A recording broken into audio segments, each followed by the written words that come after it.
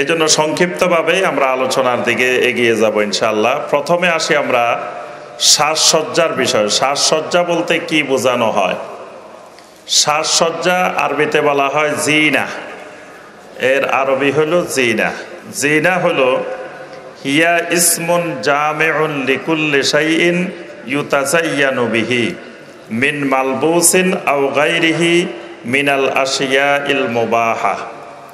অর্থাৎ সাজসজ্জা বলা হয় এমন সব জিনিসকে ইউতাজায়্যানু বিহি, যেই জিনিস দিয়ে মানুষ নিজেকে পরিপাটি করে, নিজেকে সাজিয়ে নেয়, নিজেকে সৌন্দর্যমণ্ডিত করে।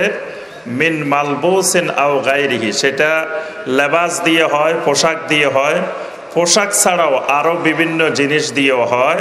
মিনাল আশিয়া ইল মুবাহা, যেই মুবাহ জিনিস, বৈধ জিনিস, সেগুলো দিয়ে নিজেকে পরিপাটি করার জন্য, নিজেকে আকর্ষণীয় করার জন্য যা গ্রহণ করা হয় এটাকে বলা হয় জিনা, এটাকে বলা হয় সাজসজ্জা। আল্লাহ রাব্বুল আলামিন আমাদের মায়ের জাতিকে, নারী জাতিকে ফিতরতের মধ্যেই সাজসজ্জার প্রতি ভালোবাসা, মহব্বত আল্লাহ রাব্বুল আলামিন তাদের ফিতরতের মধ্যেই দিয়ে দিয়েছেন। এই জন্য স্বাভাবিকভাবে আমরা দেখবেন আমাদের যাদের ছেলেও আছে, মেয়েও আছে, ছেলেরা দেখবেন সাজসজ্জার প্রতি, গোছানোর প্রতি, পরিপাটির প্রতি কোনো ধরনের আকর্ষণ নাই।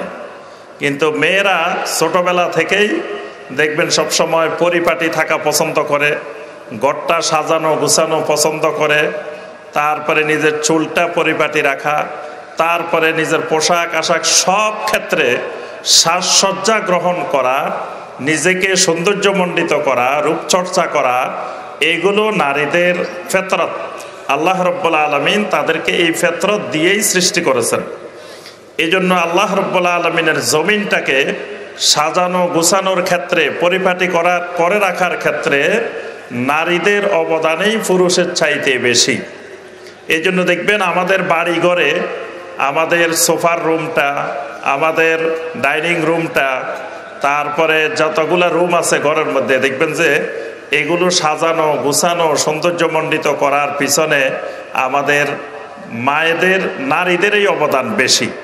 তাহলে বোঝা যায় পৃথিবীটা সাজিয়ে গুছিয়ে পরিপাটি করা রাখার ক্ষেত্রে নারীদের অবদান অতুলনীয়। এই জন্য আল্লাহ রাব্বুল আলামিন তাদের ফিতরতের মধ্যেই এই সাজসজ্জার বিষয়টি আল্লাহ পাক দিয়ে দিয়েছেন। এমনকি আল্লাহ রাব্বুল আলামিন আমাদের এই নারী জাতিকে আল্লাহ পাক পৃথিবীতে জিনাত হিসাবে সৃষ্টি করেছেন। সূরা আলে ইমরানের 14 নম্বর আয়াতে কারিমে আল্লাহ পাক বলছেন, যুয়্যিনা লিন-নাসি হুব্বুশ শাহাওয়াতি মিনান নিসাই ওয়াল বানিন। এখানে যুয়্যিনা, জিনাত হিসাবে আল্লাহ রাব্বুল আলামিন যে সকল সৃষ্টির কথা বলছেন, 1 নম্বরে বলছেন মিনান নিসা, নারীদের কথা বলছেন।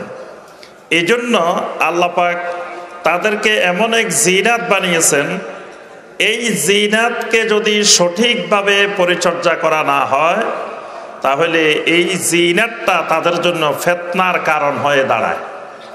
এই জন্য নবী সাল্লাল্লাহু আলাইহি ওয়াসাল্লাম বলেছেন, ইত্তাকুদ দুনিয়া ওয়াত্তাকুন নিসা, তোমরা দুনিয়ার ব্যাপারে সাবধান থাকো, নারীর ব্যাপারেও তোমরা সতর্ক থাকো, সাবধান থাকো। কারণ পৃথিবীতে ফা ইন্না আউওয়ালা ফিতনাতিন কানাত ফি বানি ইসরাইল ফিন নিসা, বানি ইসরাইলের মধ্যে সর্বপ্রথম যেই ফিতনা শুরু হয়েছিল, সংগঠিত হয়েছিল, সেটা ছিল নারী গঠিত ফিতনা।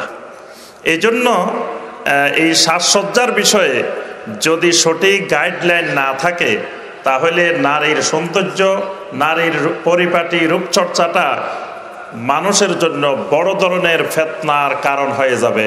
মানুষের জন্য পৃথিবীতে বিশৃঙ্খলার দিকে ধাবিত হবার, পাপ কাজের দিকে ধাবিত হওয়ার বড় মাধ্যম হয়ে দাঁড়াবে। এই জন্য আমাদেরকে সংক্ষেপে কিছু বিষয় জানা দরকার। প্রথম বিষয় যেটি আমরা আলোচনা করব সেটি হলো যে নারীর সাজসজ্জাকে আল্লাহ রাব্বুল আলামিন নিষেধ করেন নাই, তবে সাজসজ্জার ব্যাপারে, জিনাতের ব্যাপারে আল্লাহ রাব্বুল আলামিন এবং আল্লাহ রাসূল সাল্লাল্লাহু আলাইহি ওয়াসাল্লাম কিছু মূলনীতি, কিছু নীতিমালা দিয়ে দিয়েছেন। এই নীতিমালাগুলো খেয়াল রেখে, এই উসুলগুলো খেয়াল রেখে কোনো মুসলিম নারী, মুমিন নারী যদি সাজসজ্জা গ্রহণ করে তাহলে ইসলাম সেই সাজসজ্জাকে নিষেধ করে না। তো গুরুত্বপূর্ণ এই নীতিমালাগুলো আমাদেরকে খেয়াল রাখতে হবে। প্রথম নীতিমালা সেটি হলো আল্লাহ তাতাআরাদা হাদিহি জিনা মা নসসিন শরঈ, অর্থাৎ এই যে সৌন্দর্যের জিনাতের সাজসজ্জার যেই উপকরণগুলো গ্রহণ করা হবে, যেটা গ্রহণ করা হবে এটা যেন কোনো অবস্থায় শরীয়তের নসের সাথে প্রতিদ্বন্দ্বী না হয়, বিপরীত না হয়। অর্থাৎ ইসলামী শরীয়তের নীতিমালা হলো আল আসলু ফিল আশিয়ায়ে আল ইবাহা, প্রত্যেকটি জিনিস হালাল ততক্ষণ পর্যন্ত যতক্ষণ না এটি হারামের উপরে দলিল পাওয়া যায়। তাহলে কোনো সৌন্দর্যকে, কোনো সাজসজ্জাকে দলিলবিহীন হারাম বলে দেওয়ার উপায় নাই। যতক্ষণ হারামের দলিল পাওয়া যাবে না ততক্ষণ এই সাজসজ্জা নারী গ্রহণ করতে পারবে। এই জন্য আল্লাহ রাব্বুল আলামিন সূরা আল আরাফের 32 নম্বর আয়াতে কারিমে বলছেন, কুল মান হাররামা যিনাতাল্লাহিল্লাতী আখরাজা লিইবাদি, কে সে যে আল্লাহর দেওয়া সাজসজ্জাকে, জিনাতুল্লাহকে, যেটি আল্লাহ বান্দার জন্য বের করে দিয়েছেন, এটিকে হারাম করে। অর্থাৎ যতক্ষণ হারামের কোনো দলিল পাওয়া যাবে না ততক্ষণ কোনো সাজসজ্জাকে নিষেধ করা যাবে না। দ্বিতীয় মূলনীতি যেটি মনে রাখতে হবে, নারীর সাজসজ্জার বিষয়গুলো কোনো অবস্থায় কোনো পুরুষের অনুকরণ বা পুরুষের সাথে সাদৃশ্য হওয়া যাবে না। নারীর প্রত্যেকটি সাজসজ্জার দিকে খেয়াল রাখতে হবে যে এটি যেন পুরুষের সাথে তাসাব্য না হয়, পুরুষের মতো না হয়। পুরুষও প্যান্ট পরে ঘুরে, নারীও প্যান্ট পরে ঘুরে। পুরুষও শার্ট পরে ঘুরে, নারীও শার্ট পরে ঘুরে। পুরুষও চুল ছোট ছোট করে কাটে, নারীও চুল ছোট ছোট করে কাটে। পুরুষ যেভাবে চলাফেরা করে, পুরুষ টাকনুর উপরে পোশাক প্যান্ট পরিধান করে, নারীও টাকনুর উপরে পায়জামা প্যান্ট পরে হাঁটাহাঁটি করে, এটা নারীর জন্য ইসলামে হারাম। অর্থাৎ কোনো অবস্থায় পুরুষের সৌন্দর্যের সাথে, রূপচর্চার সাথে, সাজসজ্জার সাথে সাদৃশ্যপূর্ণ হওয়া যাবে না। এই নীতিমালার দিকে খেয়াল রাখতে হবে। 3 নম্বর, আল্লাহ তাতাশাব্বাহা বিল কাফেরাত, কোনো কাফের মহিলাদের অনুকরণ করা যাবে না, কাফের মহিলাদের সাদৃশ্য হওয়া যাবে না।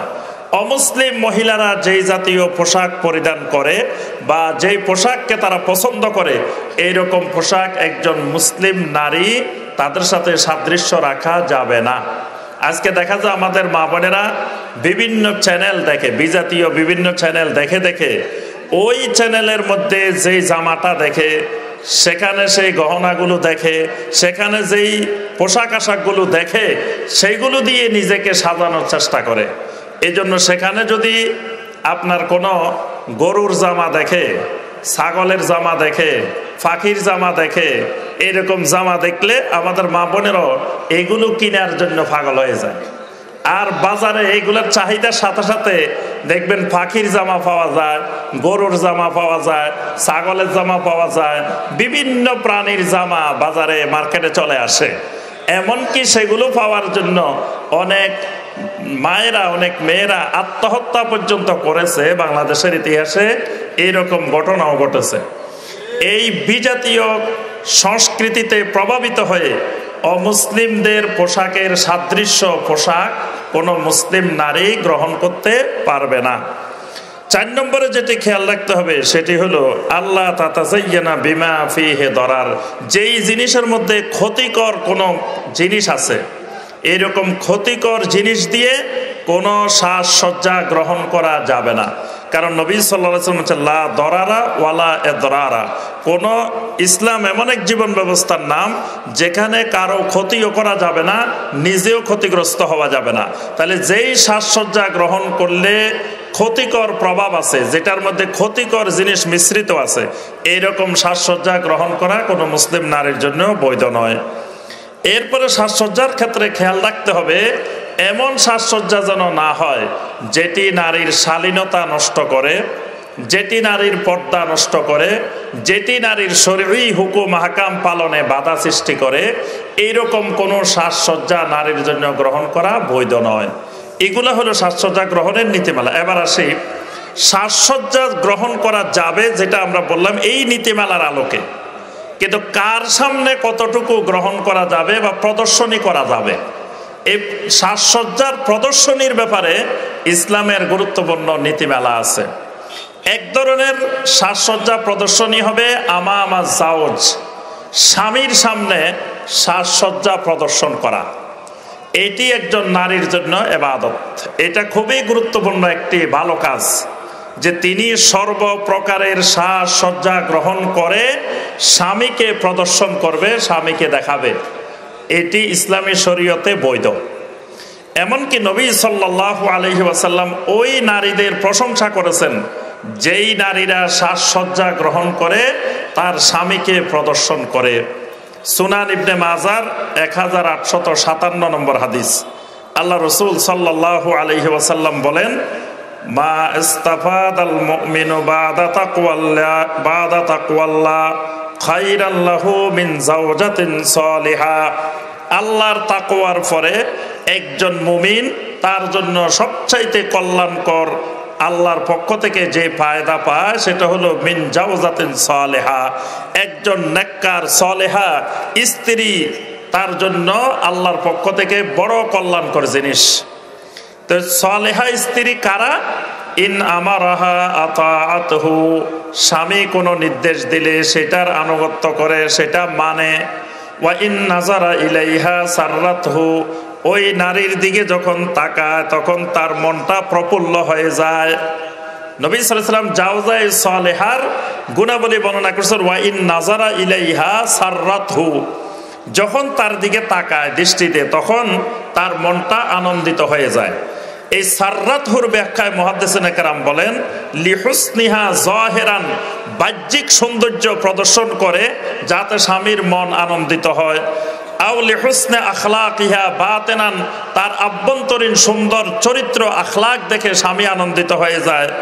আও লিদাওয়ামে ইশতিগালিহা বিতাআতিল্লাহি ওয়াত তাকওয়া, অথবা নারী আল্লাহর আনুগত্য তাকওয়ার মধ্যে এমন ব্যস্ত থাকে স্বামী এটা দেখলে তার মনটা খুশি হয়ে যায়।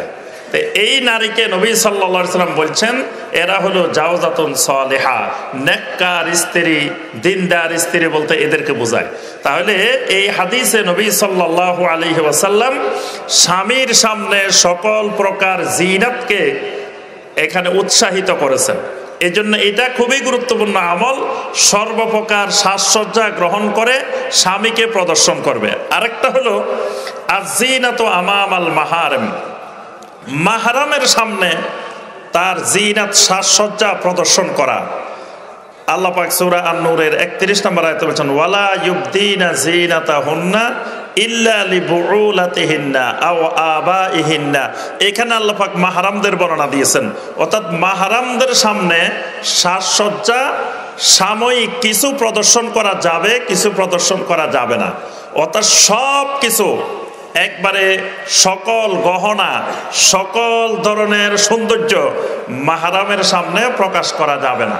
তবে কিছু কিছু প্রকাশ করা যাবে, যেমন চেহারা, হাত, পা, তারপরে সাময়িক কিছু কিছু বিষয় মাহরামের সামনে সৌন্দর্য প্রদর্শন করা যাবে।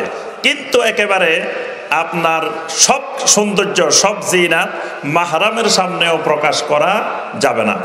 3 নম্বর হলো মুসলিম নারীর সামনে জিনাত।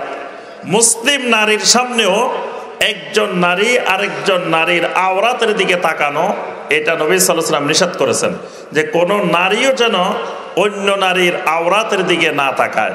তাহলে বোঝা গেল মুসলিম নারীর সামনে ওই মাহরামের মতোই কিছু জিনিস প্রদর্শন করা যাবে, সব কিছু জিনাত সাজসজ্জা প্রকাশ করা যাবে না। আরেকটা হলো কাফের নারীদের সামনে, কাফের নারীদের সামনে সাজসজ্জা প্রকাশ করা যাবে না, এটাও গায়রে মাহরামের মতো। অধিকাংশ জমহুর বলছেন যে কাফের নারীরা পুরুষদের হুকুম, মাহরামের গায়রে মাহরামের হুকুম, অর্থাৎ মুশরিক নারীদের কাফের নারীদের সামনে সাজসজ্জা করে গেলে কাফের নারীরা আবার বাহিরে গিয়ে এগুলো প্রকাশ করে বেড়াবে, তাদের কথা অন্যদের কাছে প্রকাশ করবে। এই জন্য কাফের নারীর সামনেও সাজসজ্জা প্রদর্শন করা যাবে না। আর সর্বোপরি খেয়াল রাখতে হবে যারা গায়রে মাহরাম তাদের সামনে কোনো অবস্থায় সাজসজ্জা প্রদর্শন করা যাবে না। আল্লাহ পাক নিষেধ করে দিয়েছেন, ওয়ালা ইউবদিনা জিনাতাহুন্না ইল্লা মা যাহারা মিনহা, তারা যেন কোনো অবস্থায় তাদের জিনাত, তাদের সাজসজ্জা প্রকাশ না করে। এটা তাদের জন্য প্রকাশ করাটা হারাম এবং তাদের হেজাবের খেলাফ।